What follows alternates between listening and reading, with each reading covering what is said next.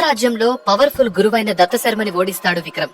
అది చూసి కోపంతో బయటకొచ్చి విక్రమ్ వచ్చిన రథం మీద రాజమహల్ కి బయలుదేరతాడు అనిరుద్.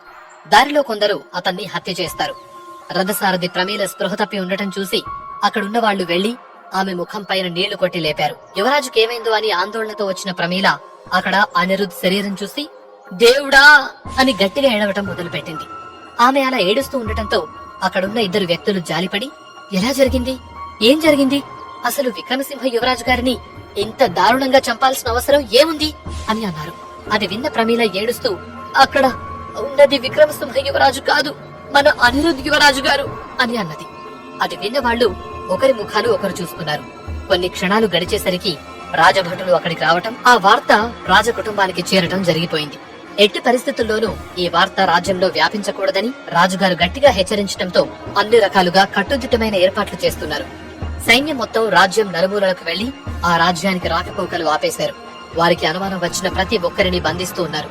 అక్కడ అనిరుద్ మరణించిన అదే సమయంలో అంగడి నుండి బయటకొచ్చాడు విక్రమ్. రుద్రాణి దత్తశర్మ దగ్గరే ఉండి మాట్లాడుతూ ఉంది. బయటకొచ్చిన విక్రమ్ అక్కడ ప్రమీల కోసం చూసి ఎక్కడా కనిపించకపోయేసరికి ఏదైనా పని మీద వెళ్లిందేమో అనుకుని తనకు కావలసిన శక్తి గుళికలు, ఇతర వస్తువులు తీసుకోవడానికి వెళ్లాడు. ఇక అనిరుద్ తల తీసుకుని వెళ్లిన ఇద్దరు దుండగులు తమకి ఈ పని ఇచ్చిన నిత్య దగ్గరికి వెళుతున్నారు. తల తీసుకురామని చెప్పారు. ఎందుకంటావ్ అని నవ్వుతూ అడిగాడు ఒక దుండగుడు. అవన్నీ ఎందుకురా మనకు కావాల్సింది పైకం, అది ఇస్తే చాలు అన్నాడు రెండో దుండగుడు.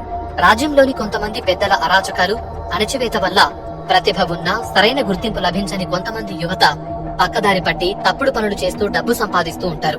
అలాంటి వారే వీరిద్దరు కూడా. వారి ప్రతిభకు సరైన న్యాయం జరిగుంటే సైన్యంలో పెద్ద స్థాయిలో ఉండేవారు. కానీ ఇప్పుడు ఇలాంటి పనులు చేయాల్సి వస్తోంది. వాళ్ళని నిత్య లాంటి వాడు వాడుకుంటున్నారు. నిత్య దగ్గరికి చేరుకోగానే ఇదిగోండి మీరడిగిన మనిషి తల అంటూ సంచి విసిరేశాడు ఒకడు. మరొకడు ఒక రాయి చూసుకుని కూర్చుని ఈసారి కాస్త కష్టమైన పనివ్వండి, డబ్బులు ఎక్కువివ్వండి అన్నాడు. సంచిని తెరిచి అందులో రక్తంతో ఉన్న తల చూడగానే నిత్య నిద్రపోయింది. నేను తెమ్మంది ఎవరి తల, మీరు తెచ్చింది ఎవరి తల అని కోపంగా అడిగింది నిత్య. ఆమె మాటలకు ఒకరి ముఖాలు ఒకరు చూసుకున్నారు. అదేంటి అలా అడుగుతారు, మీరు చెప్పిన మనిషి తల కాదా ఇది అని ఆశ్చర్యంగా అడిగారు ఇద్దరు. కాదు అంటూ ఆ సంచిని పక్కకి విసిరేయగానే అదేంటి మీరు చెప్పిన రథంలో ఉన్న మనిషి తలే ఇది అని అన్నాడు ఆ దుండగుడు. మరో దుండగుడు గట్టిగా నవ్వుతూ కొంపదీసి తల మార్చుకుని వచ్చుంటాడా అని సరదాగా అన్నాడు. దానికి మొదటి దుండగుడు కూడా నవ్వేశాడు. నిత్యకు మాత్రం కోపం కట్టలు తెంచుకుంది. ముఖం ఎర్రగా మారిపోయింది. ఆమెను చూసిన ఆ ఇద్దరు అంత కోపం ఎందుకు, ఇందులో మా తప్పేమీ లేదు, మీ వాళ్లే ఆ రథం చూపించి అందులో ఉన్న యువరాజును చంపాలని చెప్పారు, మేము అదే చేశాం, అందులో వేరే వాళ్ళు ఉండటం మా తప్పు కాదుగా అన్నారు. జరిగింది పెద్ద తప్పని నిత్యకి అసహనంగా ఉంటే వారి మాటలు ఆమెకు మరింత కోపాన్ని తెప్పిస్తున్నాయి. రథం చూస్తే చాలా, రథంలో ఉన్న మనిషి ఎవరో పట్టించుకోరా అని కోపంగా అడిగింది. మీరు ఆ రథంలో వస్తున్న మనిషినే చంపమని చెప్పారు అని కాస్త గట్టిగానే సమాధానమిచ్చారు ఇద్దరు. కొన్ని క్షణాల పాటు ముగ్గురి మధ్య మౌనం. ఎవరి ఆలోచనల్లో వారు మునిగిపోయారు. సర్లే ఈసారి చంపాల్సిన మనిషి ఛాయాచిత్రం ఇవ్వండి అని ఒకరంటే దానికి డబ్బులు అడగవులేండి అన్నాడు మరొకడు. కాని నిత్య ఆలోచనలు మాత్రం మరోలా ఉన్నాయి. ఇప్పుడు జరిగిన దానివల్ల ఖచ్చితంగా విక్రమ్, మహారాజు గారు జాగ్రత్తలు తీసుకుంటారు. ప్రస్తుత పరిస్థితుల్లో విక్రమ్ జోలికి వెళ్లడం కూడా అంత క్షేమం కాదు. త్వరగా దొరికిపోయే అవకాశం ఉంది. అలాగే విక్రమ్ ను చంపిన తర్వాత ఆ దుండగుల్ని చంపేయాలనుకుంది నిత్య. వాళ్లు బ్రతికుంటే ఈ రోజు కాకపోతే భవిష్యత్తులోనైనా వారి వల్ల సమస్యలు రావచ్చు. అందుకే తను అనుకున్న విధంగా వాళ్లను చంపేస్తే మంచిదనుకుని వెంటనే చెయ్యెత్తి కాస్త దూరంలో దాక్కుని ఉన్న అనుచరులకు సైగ చేసింది. అంతే, క్షణంలో కొన్ని బాణాలు ఆ దుండగుల వైపు దూసుకొచ్చాయి. ఆమె చేతితో సైగ చేయటం, వెంట నుండి బాణాలు వదిలిన శబ్దం రావటం గమనించిన ఆ దుండగులు ఏదో విపత్తు రాబోతుందని గ్రహించి మెరుపు వేగంతో కదిలి తమ విల్లులు తీసుకుని అంతే వేగంతో నిత్య అనుచరుల వైపు బాణాల వర్షం కురిపించారు. అనుచరుల బాణాలు గురి తప్పితే దుండగుల బాణాలు మాత్రం ఆ అనుచరులను మట్టుబెట్టాయి. వారి తెలివికి, యుద్ధ వేగానికి నిత్య కూడా ఆశ్చర్యపోయింది. వారి ప్రతిభా పాఠవాల గురించి విన్నది కాని వారి పరాక్రమం చూడటం ఇదే మొదటిసారి. మేమే వెధవలమనుకుంటే మాకంటే పెద్ద వెధవలాగున్నారే, పని పూర్తవగానే మమ్మల్ని చంపాలని ముందే పథకం వేశారా అంటూ ఇద్దరు నవ్వారు. వారికి సమాధానం ఇవ్వకుండా కత్తి దూసింది నిత్య. అది గమనించి ఒకడు పక్కకి వెళ్లి మరొకడు నిత్య మీద పోరుకు దిగాడు. ఇద్దరి మధ్య పోరు హోరాహోరీగా సాగుతోంది. కొన్ని నిమిషాలకు వారిద్దరికీ నిత్య పరాక్రమం అర్థమైంది. తీరిగ్గా పక్కన కూర్చున్న రెండోవాడు కూడా వెళ్లి పోరులో జాయిన్ అయ్యాడు. రెండు చేతుల్లో రెండు ఖడ్గాలతో వారిద్దరితో సమానంగా పోరాడుతూ ఉంది నిత్య. ముగ్గురికి గాయాలై ఒంటి నిండా రక్తం కారుతూ ఉంది. అదే సమయానికి ఇంతకు ముందు బాణాల దెబ్బకి పడిపోయిన ఇద్దరు అనుచరులు లేచి శక్తినంతటినీ కూడగట్టుకుని తమ విల్లులతో బాణాలు వదిలారు. అవి నేరుగా వచ్చి ఇద్దరు దుండగుల వెన్నులో గుచ్చుకున్నాయి. ఇద్దరు ఒక్క క్షణం కత్తి తిప్పే వేగాన్ని తగ్గించారు. అదే అదునుగా భావించి వారి కడుపులో పొడిచింది నిత్య. నిన్ను తక్కువ అంచనా వేసి తప్పు చేశాం అంటూ తమ బలమంతా ఉపయోగించి ఆమె ఖడ్గాన్ని కింద పడేలా పక్కకు తోసేసి తమ వెనుక గుచ్చుకున్న బాణాలను ఒకరికొకరు కత్తులతో విరగొట్టుకున్నారు. వెంటనే తేరుకొని పొగ వచ్చేలా బాణం వదిలి నిత్య తేరుకునేలోపు ఇద్దరు అక్కడి నుండి వెళ్లిపోయారు. తేరుకున్న నిత్య వారు వెళ్లిన వైపు పరిగెత్తుకుని వెళ్ళింది కాని వారి జాడ కనపడలేదు. గాయంతో నిత్య దగ్గరికి వచ్చిన అనుచరుడు వాళ్ళు ప్రాణాలతో ఉంటారంటారా అని అడిగాడు. వాళ్ళు అంత తేలికగా చావరు, కాని ఎప్పుడు చచ్చినా అది నా చేతిలోనే అని పిడికిలి బిగించింది నిత్య. మనం చంపింది అనిరుద్ను అని తెలిస్తే కళావతి గారు మనల్ని ఏం చేస్తారు అని భయం నిండిన గొంతుతో అన్నాడు అతను. ఏం చేస్తుంది, నోరు మూసుకొని ఉంటుంది అని నిత్య చెప్పగానే అదేంటి అంత తేలికగా తీసుకుంటున్నావు, మనం చంపింది ఒక యువరాజును అన్నాడు. చంపమని చెప్పింది కూడా ఒక యువరాజునే అని నిర్లక్ష్యంగా అంది నిత్య. కానీ అని అనుచరుడు ఇంకేదో మాట్లాడుతుండగా, కాని ఏముంది, మనం వేసుకున్న ప్రణాళిక దాని అమలు అంతా పకడ్బందీగా జరిగింది. ఆ విధవ అనిరుద్ విక్రమ్ రథంలో వెళ్తాడని మనం ఊహిస్తామా? లేదుగా, వాడి కర్మ అలా రాసిపెట్టుంది అని అంది నిత్య. మరి కళావతి గారికి ఏమని చెబుతావు అని అనుమానంగా అడిగాడు అతను.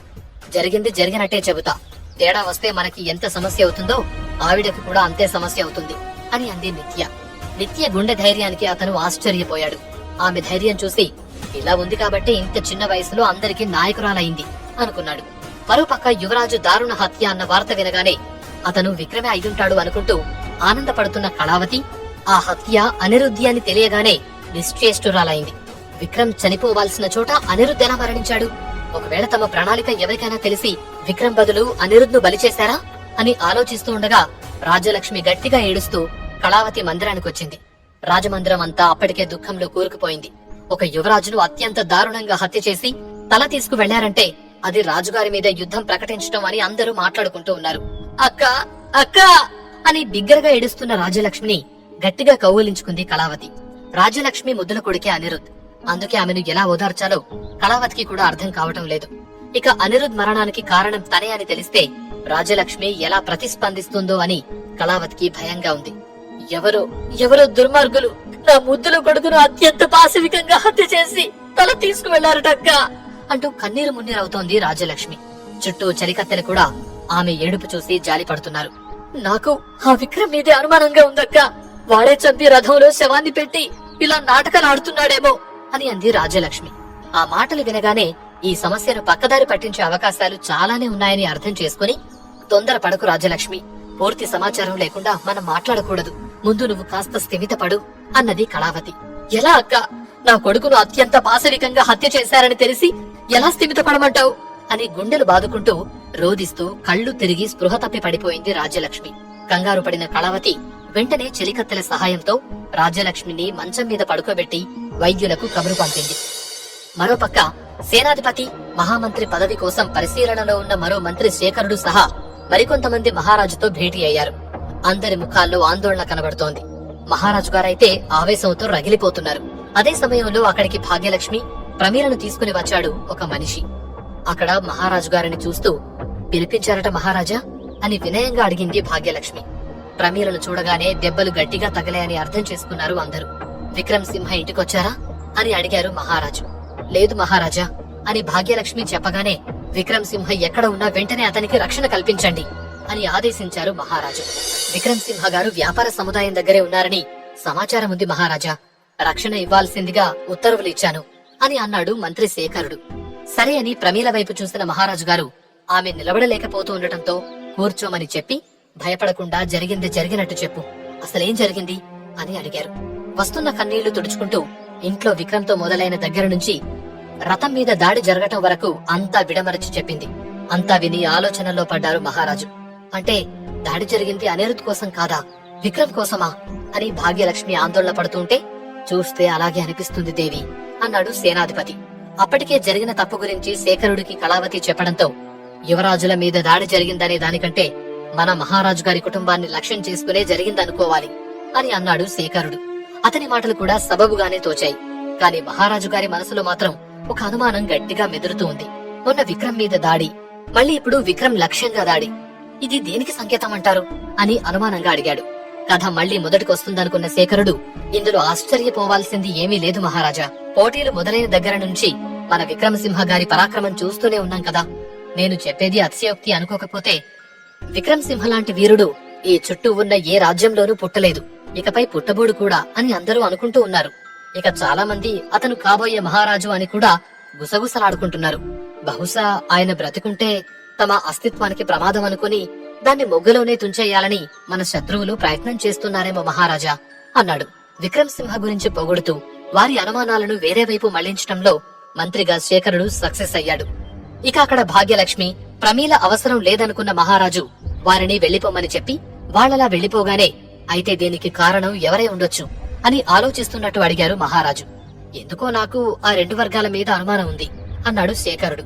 ఆ రెండు పేర్లు ఏంటో అక్కడున్నవారు అందరూ ఊహించగలరు. కాని ఇప్పుడు ఈ దుశ్చర్యకు పాల్పడాల్సిన అవసరం వారికేముంది అన్నాడు మహారాజు. వారికే ఉంది మహారాజా. ఇన్నాళ్లు మీరు అనారోగ్యంతో ఉండి రాజ్యపాలనకు దూరంగా ఉన్న కారణంగా వారి ఆగడాలు బాగా పెరిగాయి. మీ తర్వాత మీ అంత సమర్థులు లేరని వాళ్లకు తెలుసు. అందుకే మీ తర్వాత ఈ రాజ్యాన్ని స్వాధీనం చేసుకోవచ్చనేది వారి పన్నాగం. దానికి తగ్గట్టే వారు మన రాజ్యంలో పలుకుబడి కలిగిన వారితో సత్సంబంధాలు పెంచుకుంటూ తమ అనుచరుల్ని పెంచుకుంటూ ఉన్నారని ఒక సమాచారం. ఇప్పుడు హఠాత్తుగా విక్రమసింహ యువరాజు బయటకొచ్చి జగదేక వీరుడిగా కీర్తి సంపాదిస్తున్నారు. ఆయన వల్ల ఇక భవిష్యత్తులో తమ ఆటలు సాగవనుకునే ఉద్దేశంతోనే ఇది చేశారనిపిస్తోంది అన్నాడు శేఖరుడు. కొన్ని క్షణాలు అందరూ మౌనంగా ఎవరి ఆలోచనల్లో వారు మునిగిపోయారు. అయితే ఆ రెండు వర్గాల్లో ఎవరై ఉంటారు అని నిశ్శబ్దాన్ని ఛేదిస్తూ అడిగారు మహారాజు. తన కష్టం ఫలించిందనుకున్న శేఖరుడు, ఎందుకో ఇది ఖచ్చితంగా ఆ అసురదళం పని అయ్యుంటుంది మహారాజా అన్నాడు. ఆ పేరు వినగానే అందరికీ చెమటలు పట్టాయి.